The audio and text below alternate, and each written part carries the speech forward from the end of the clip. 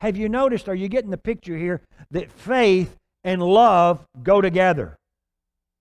Faith does not work without love. Now then, we haven't had one of these around here in quite a while. We've had mostly heat around here, as most of the nation. But have you ever gone around after a real bad thunderstorm? Maybe it's been raining for a few days. Now, I know you have to look back in your imagination to remember that, because we hadn't had that in a while. But it rains for several days in a row, and I mean, it's a frog stomper. It's just pouring down rain, pouring. And so, you're trying to get to work, or you're trying to get to church, or you're going somewhere, and the traffic is blocked. And the reason that it's blocked is because there's a big old honking tree across the road, or there's a big old tree that's down in somebody's yard that took out the power line. And I mean, this tree's this big around. It was healthy. I mean, the branches on it are good and healthy. It had leaves on it. It had fruit on it. But that thing is laying over in the yard or laying over in the street. And have you ever noticed that oftentimes what happens is you see the whole root ball of the tree has come up. Have y'all ever seen that? Am I the only one that's seen that? Have y'all seen that? Okay.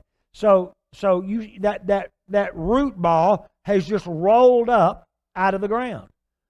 Now I want to ask you a question. What failed? What caused that tree to fall? Did the tree fail? Was it because the tree wasn't strong? Nope. It was because of the root system. The root system had been compromised somehow. Either there was disease in the roots, or the soil got soggy and wet and the roots were not deep enough to where they would hold with the surface of the ground wet. The same is true with our faith walk.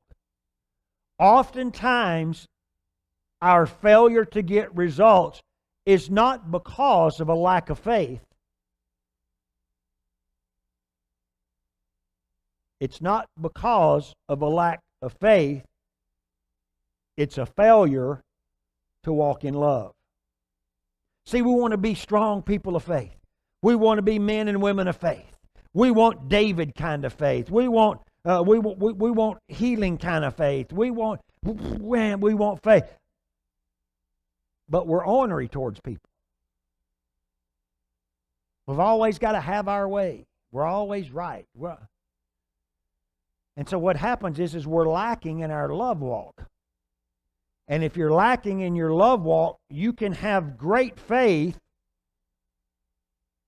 but your root ball is going to come up out of the ground. It's going to fail.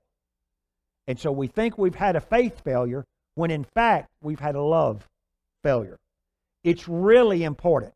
Walking in love is really, really, really important. And one of the reasons it's really important is because love is not an emotion. Love is a decision and it is a lifestyle.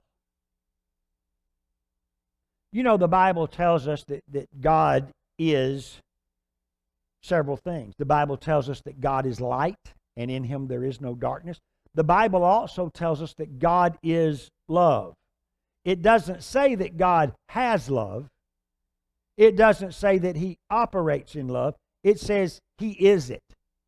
God is love. It is His nature. It's who He is. It's not a characteristic that He has. It's who He is. It's His very being. Well, when you are born again, you are born of God, and by the transitive law of equality, if God is love and you're born of God, then you're born of love. Is that right? Y'all remember that?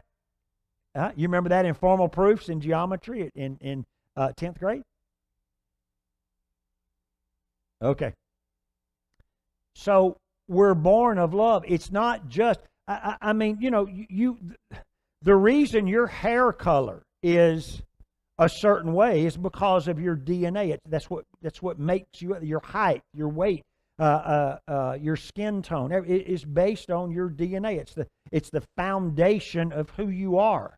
Well, that's what, that it can be compared to the fact when you're born again of love. That's your spiritual DNA. That's what that's what you're made up of. That's what determines things in your life.